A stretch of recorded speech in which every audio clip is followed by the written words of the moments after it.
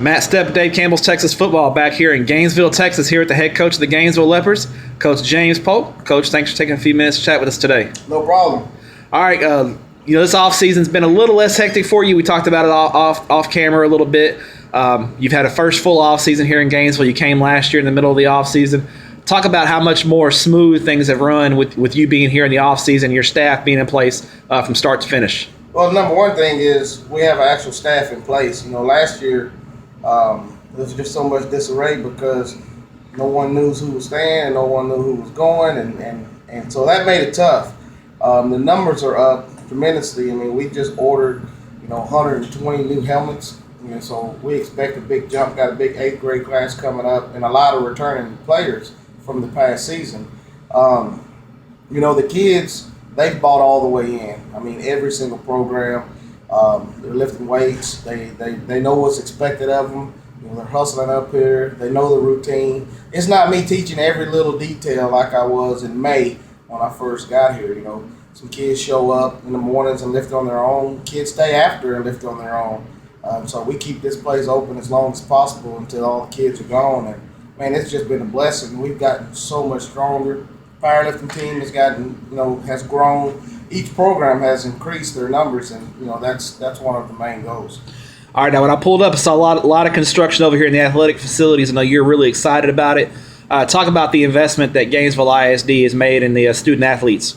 Well, the community is backed at 100%. They're supporting it.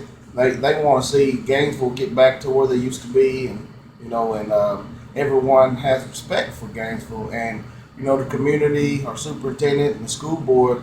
Years ago, they had talked about improving the facilities. And then, you have speed bumps in the road here and there. They had to build a new high school, had to redo a stadium and things like that. So it's kind of pushed building of athletic facilities to the side a little bit. They did build, a new stadium and baseball, softball fields when they got here. But they had been talking about the past 5 or 6 years building a multi-purpose facility. And, after the past 6 months of going back and forth,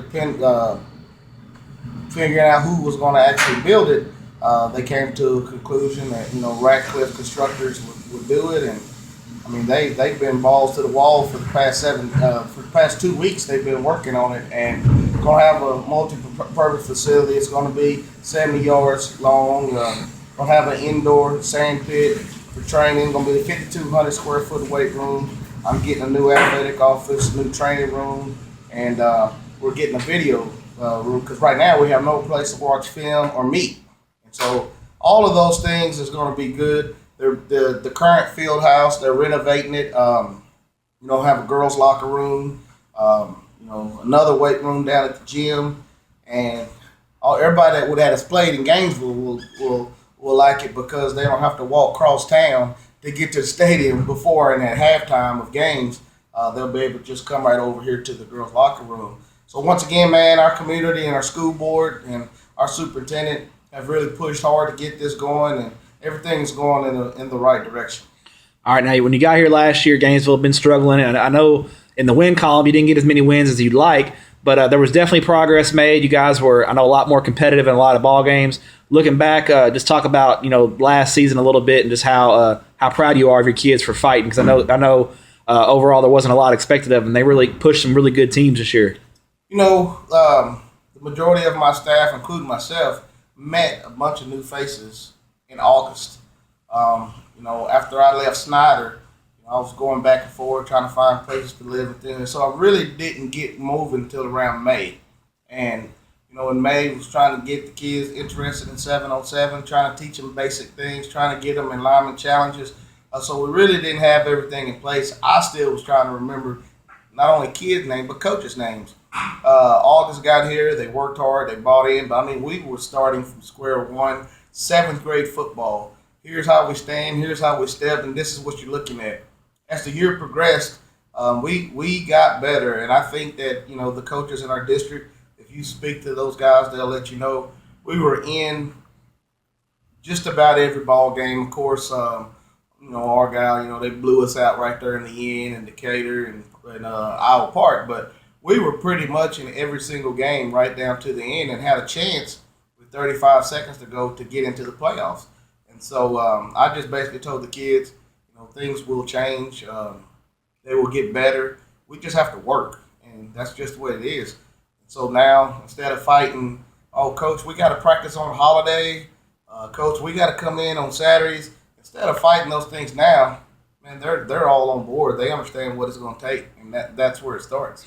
All right, and looking ahead to 2017, what are some areas that you feel good about? I know you had a very young team last year, so you got to like the experience coming back. But are there any key position battles you're going to be looking at that some young guys need to step up and win this offseason? Well, first off, starting with the coaching staff, we'll have some consistency. I promoted my tight end Gator H-back coach to offensive coordinator.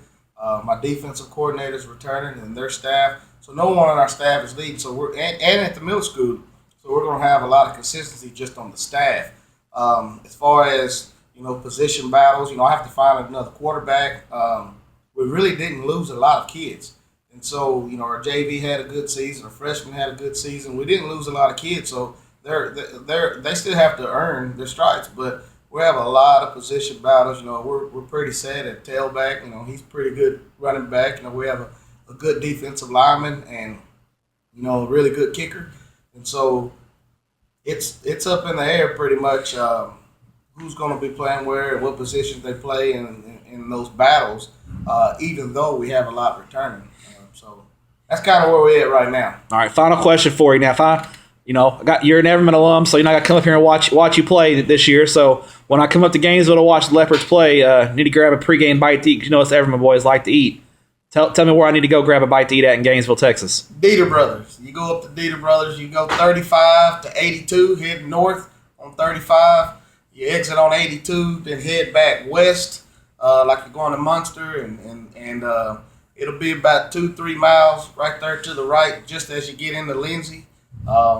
It's a place they're very they have a bunch of different items to eat from, but I recommend the pizza and I recommend the brisket. That's my favorite. But right, it's a Coach Polk special. Oh right there. Yeah, it's a laid back place. Good people, man, great. They welcome you in there. They personal with you and talk to you. Great prices, and I would go to Dieter Brothers if I was coming to Gainesville and needed something to eat. All right, Coach, appreciate your time. Good luck in 2017, and thanks for what you do for the student athletes in the state of Texas. No problem.